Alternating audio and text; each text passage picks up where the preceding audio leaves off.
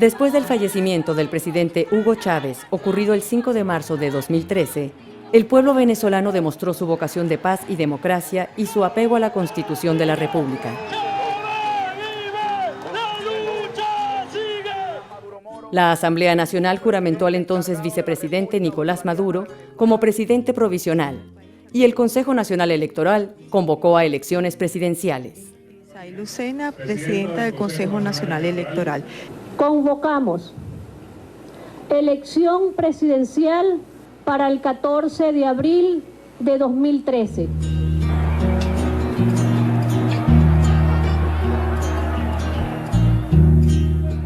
En la fecha pautada, los comicios se realizaron con toda normalidad, transparencia y eficiencia.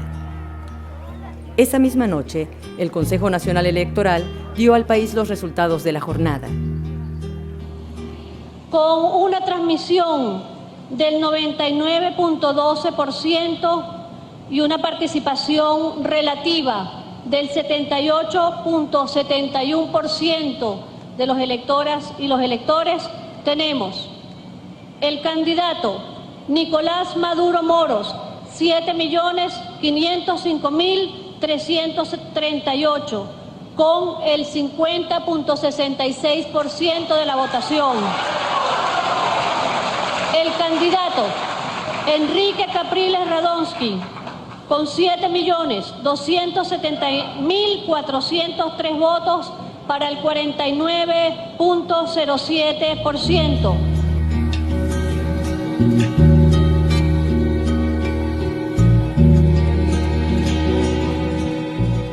Nicolás Maduro resultó ganador por una diferencia aproximada de 230.000 votos. Sin embargo, la paz se vio alterada por las fuerzas que, en Venezuela, toman opciones antidemocráticas y fascistas para llegar al poder. Nosotros tenemos, de acuerdo a nuestros conteos, un resultado distinto al resultado que se ha expresado en la noche de hoy. Yo quiero decirle al candidato al gobierno, el derrotado el día de hoy es usted. Luego del desconocimiento del resultado electoral, se realizó el llamado explícito a la violencia.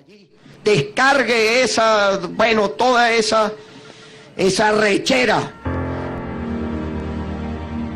Entonces se produjo una escalada violenta que dejó el lamentable saldo de 9 personas fallecidas, 108 lesionadas y cuantiosos daños materiales. Fue una violencia de claro signo político dirigida contra el pueblo chavista y sus instituciones. Mi esposo era Henry Rangel La Rosa, él era chofer, él era dirigente del PSU del municipio. El día de las elecciones nosotros trabajamos en el punto rojo. Cuando él llega a la casa, lo llaman, que iban a quemar una casa del PSU con un señor de 74 años adentro. Y yo le digo, pero papi, yo estoy cansada, yo me quiero acostar. Y él me dice, pero mami, ¿cómo voy a dejar yo que quemen a ese señor adentro? En un descuido se fue. Cuando salí a la esquina, escuché los disparos. Salí corriendo y él estaba en el piso, tirado, aún con signos vitales. Duramos 25 minutos tratando de salvarlo porque las ambulancias del municipio nunca llegaron.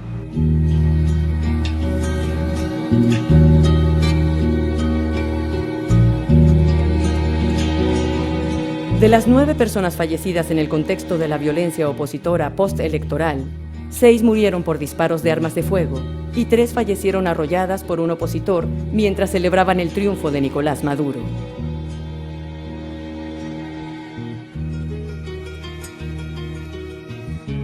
En diciembre de 2013 se realizaron elecciones municipales en todo el país. El resultado de esos comicios favoreció ampliamente al gobierno de Nicolás Maduro e implicó una contundente consolidación de su liderazgo. Luego de esa victoria, el presidente Maduro hizo un llamado a la oposición a un diálogo social nacional y al fortalecimiento de la convivencia y la paz en el país. Yo voy a convocar a un diálogo social nacional, sin distingos de ningún tipo, a todos los alcaldes y a todas las alcaldesas electos por el pueblo de Venezuela el 8 de diciembre.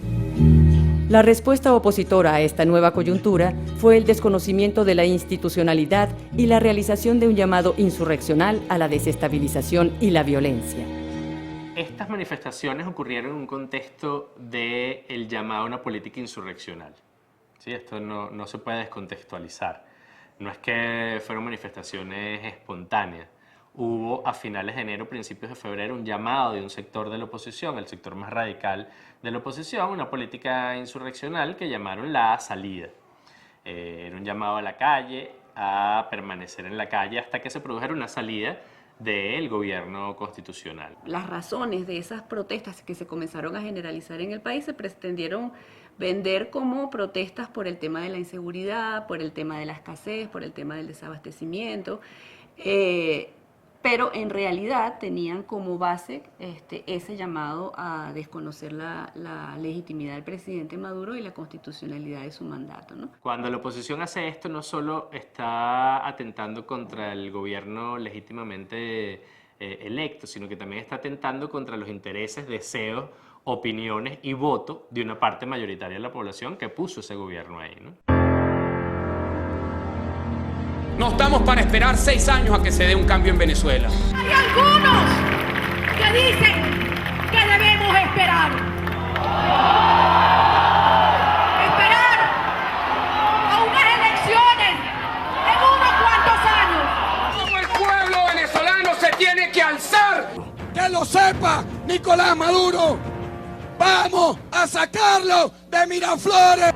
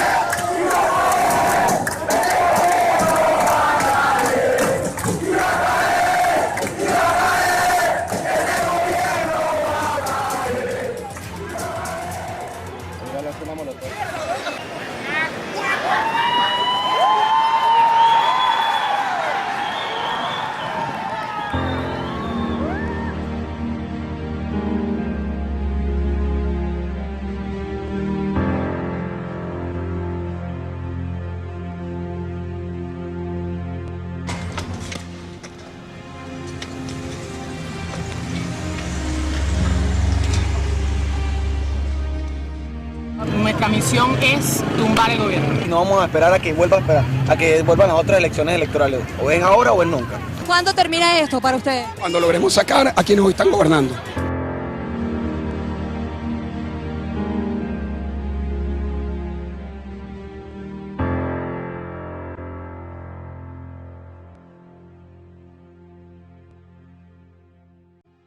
Durante la primera mitad de 2014, en el contexto de la violencia política desatada por la oposición en Venezuela, se desarrolló una campaña publicitaria internacional destinada a crear una imagen represiva y criminal del gobierno de Nicolás Maduro. En esta campaña, el pueblo venezolano aparecía como cruelmente masacrado por el gobierno tiránico. Toda la campaña fue construida con mentiras, manipulación de información, trucaje y descontextualización de imágenes, y tuvo como espacio principal de acción Internet y las redes sociales. Fotografías de represión en Egipto y de cadáveres en la guerra en Siria, por ejemplo, se difundieron como tomadas en Venezuela.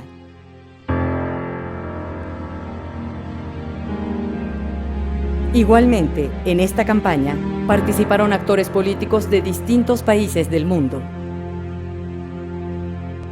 La oposición nacional e internacional, tanto la oposición política como medios de comunicación privados o también ONGs de derechos humanos, han intentado posicionar la tesis de que en Venezuela durante las guarimbas, es decir, entre febrero y junio del año pasado, una grave crisis de violación a derechos humanos, ¿no?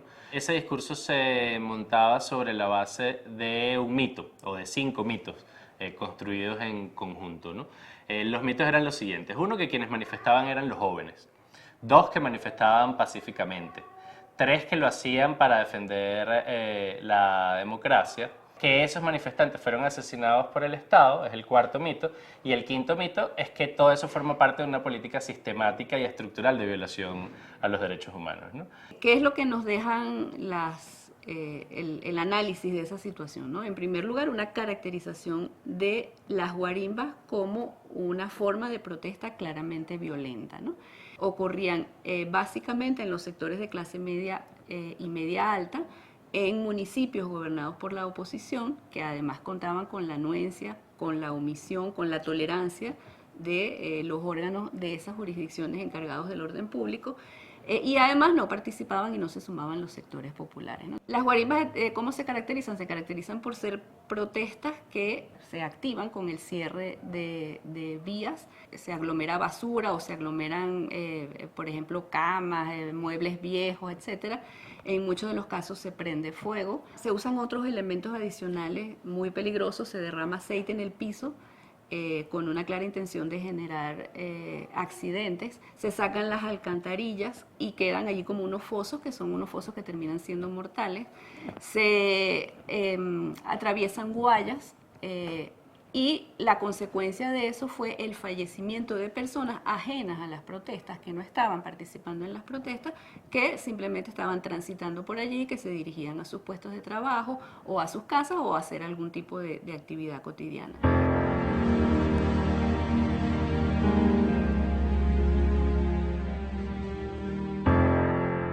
Vamos a ver un breve video que tiene que ver con las guayas. Ellos crean primero la barricada y después comienzan su operación para degollar ciudadanos. Ellos la colocan y cada cierto tiempo vienen y le meten tensión a la guaya. O sea, su intención es matar.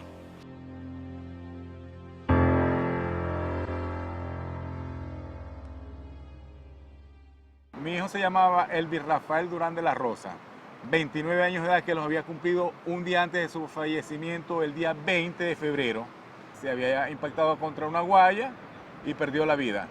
Guaya que mandó a colocar el general retirado Ángel Vivas, que fue el señor encargado de, por vía Twitter y otros medios, de impartirle órdenes a la gente que colocaran guayas y barricadas. Ahí es donde empiezan a caer la gran cantidad de venezolanos que se dirigían a sus centros de trabajo o que retornaban de ellos luego de una labor de trabajo.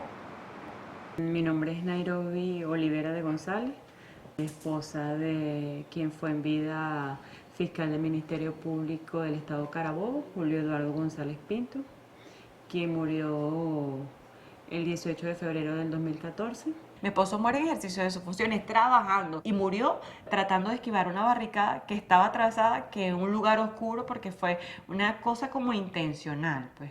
Se estrelló contra la barricada y el carro siguió avanzando con las piedras abajo y él se estrelló contra el árbol. Él murió ahí. Cuando vemos los datos de las personas heridas, más del 30% de las personas heridas fueron funcionarios de seguridad. Pero es que además fueron asesinados 9 funcionarios de seguridad que recibieron en algunos casos disparos con armas de fuego. Hubo personas que murieron como consecuencia de haber colisionado con alambres de púa o con objetos contundentes puestos por manifestantes de oposición, y hubo otras personas que murieron al limpiar guarimbas o obstáculos en la vía como consecuencia de disparos de armas de fuego. A mi esposo lo hirieron con una arma larga de calibre 42. Él se encontraba con varios compañeros arrastrando unas barricadas para poder despejar la vía. El disparo de mi esposo fue alguien que estaba de frente hacia él, o sea, hacia donde estaban los manifestantes. O sea, tenía el casco puesto, el tiro fue aquí. Mi nombre es Yendri Zulay Velázquez, viuda del capitán Ranzol Ernesto Bracho, asesinado en los hechos violentos del estado Carabobo, municipio de Naguanagua, el 12 de marzo del 2014.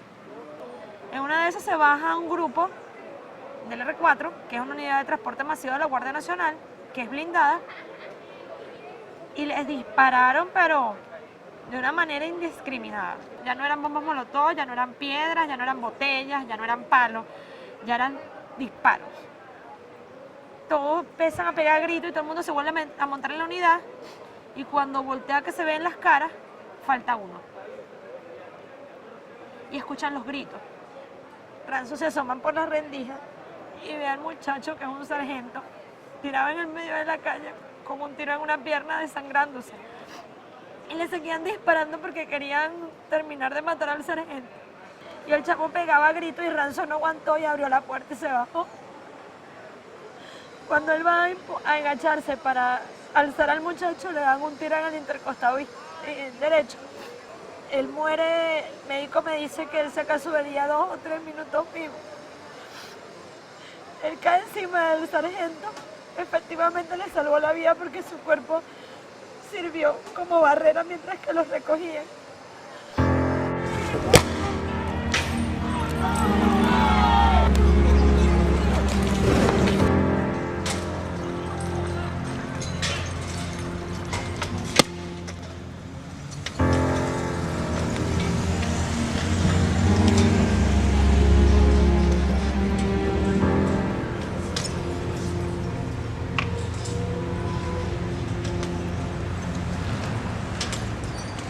Eso sin contar que en el marco de las guarimbas también se hicieron cosas muy graves, como el ataque a sedes de organismos públicos, el ataque a unidades de transporte colectivo, y ahí cabe destacar una muy grave, que es la que ocurrió en un preescolar de la sede del Ministerio de Vivienda y Hábitat en la avenida Francisco Miranda de Caracas, ocupada por 89 niños en edad preescolar, niños y niñas en edad preescolar, que fue incendiada y que generó una situación realmente de grave peligro para esos niños y niñas. Bombas incendiarias que lanzaron exprofeso para someter a quienes aquí trabajamos, pero además de eso, aquí en este mismo edificio hay un simoncito donde son atendidos diariamente los hijos, las hijas de nuestros trabajadores que tienen entre 3 meses y 6 años.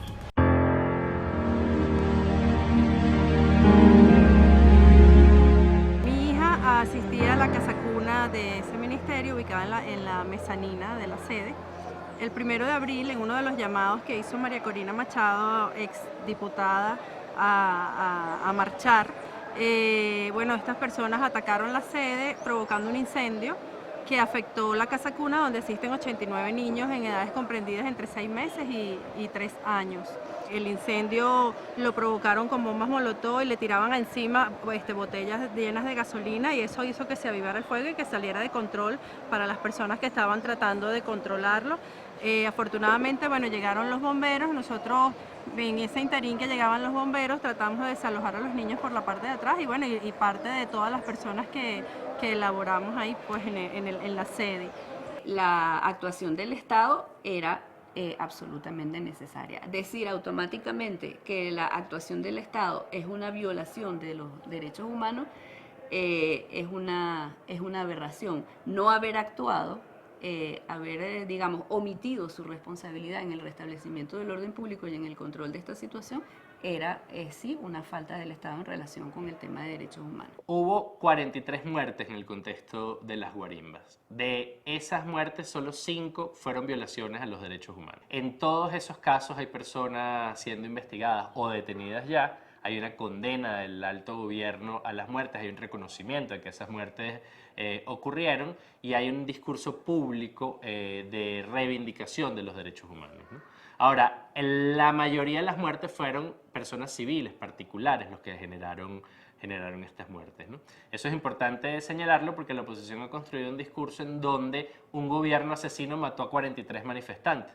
Con eso hacen quizás una de las cosas más terribles de esta coyuntura, que es utilizar la muerte de su propia gente, pero también de manifestantes chavistas, porque ahí había funcionarios públicos, había manifestantes chavistas que estaban despejando guarimba y había particulares que no tenían que ver con el conflicto político, que la oposición está convirtiendo en militantes de la oposición para señalar que algún gobierno autoritario los asesina. Lo que hay en Venezuela es una disputa, una tensión sobre cómo entendemos la democracia, entre una concepción liberal, representativa de las economías de mercado, que es la concepción que defiende la oposición, y un concepto en construcción que es de la democracia socialista, que es como la entienden las fuerzas populares y nacionales que apoyan al gobierno, ¿no? Entonces, en esa disputa la oposición se asume para sí la representante de la democracia, ya vemos de qué tipo de democracia están hablando, construyen el gobierno como un gobierno autoritario, como un régimen autoritario, y a partir de ello se justifican a sí mismas para utilizar vías de fuerza, vías insurreccionales contra ese gobierno, ¿no? Del total de víctimas fatales, 35 eran civiles y 9 eran funcionarios de seguridad del Estado.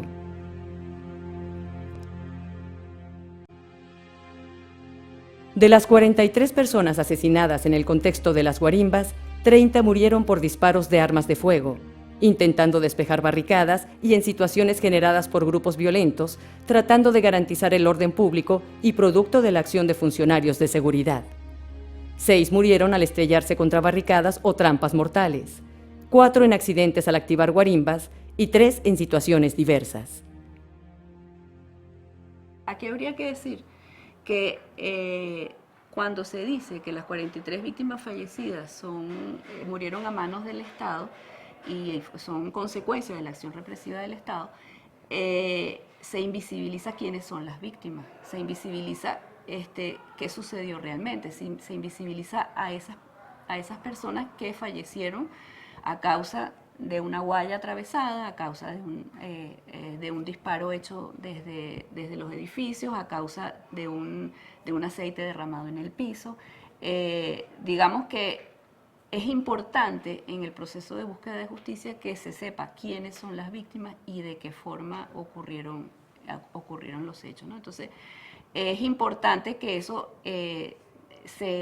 responsabilidades, las personas que fueron responsables de esos hechos queden realmente identificadas y su responsabilidad definida, ¿no? Y por eso me parece tan positivo y tan importante el surgimiento del Comité de Víctimas de la Guarimba y el golpe continuado, porque lo importante aquí es que se sepa la verdad, ¿no? Se sepa realmente quiénes son esas víctimas y se sepa a quién afectó más directamente el llamado, ese llamado a desconocer el gobierno del presidente Maduro. El propósito inicial de nosotros es informarle al país, darle a conocer nuestras historias, todo lo que hemos sufrido callado, porque ningún medio de comunicación se ha pronunciado con relación a la muerte de nuestros familiares.